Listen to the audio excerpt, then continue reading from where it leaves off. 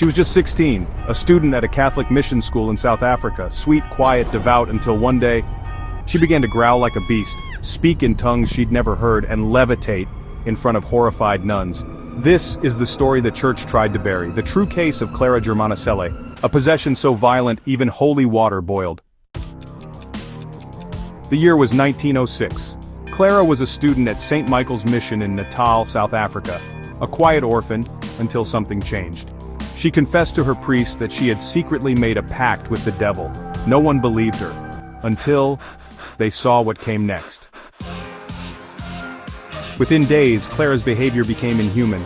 She tore at her clothes, screamed at religious objects, and developed an unnatural knowledge of languages she never studied, including German, French, and Polish. Witnesses said she could read people's thoughts, reveal their darkest sins aloud. Then came the physical horrors. Clara's body became impossibly strong. She hurled nuns across rooms, scratched her own skin with cymbals, deep enough to bleed. Witnesses claim she levitated 5 feet into the air, floating horizontally like a corpse, and then dropped violently, unharmed. 2 Roman Catholic priests were summoned, Fathers Erasmus and Mansuet. The moment they entered, Clara began screaming in voices not her own. She hissed, cursed, laughed inhumanly. For 2 full days the priests performed the Ritual Romanum. Clara thrashed, vomited strange black fluid, and chanted blasphemies, but she never once spoke as herself. On the second night she began to weaken. Her screams turned to sobs. Then, in a whisper, she cried, "Free me!"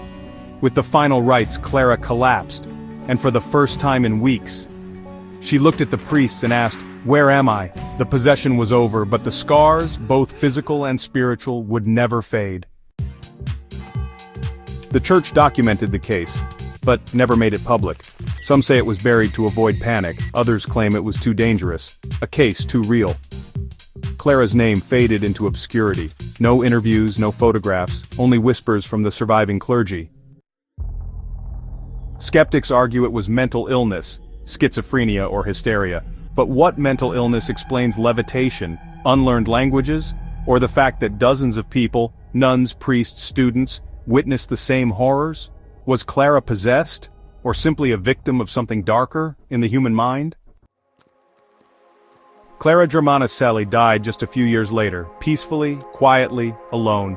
No one ever spoke of her again, but her story remains one of the most chilling possessions ever recorded, and it raises a terrifying question. If a young girl could be taken by something unspeakable, could it happen again? Some stories are too strange to be fiction, too terrifying to be forgotten. This was one of them. Subscribe to Whispers in the Dark for more real-life horrors, forbidden histories, and the shadows that follow us home.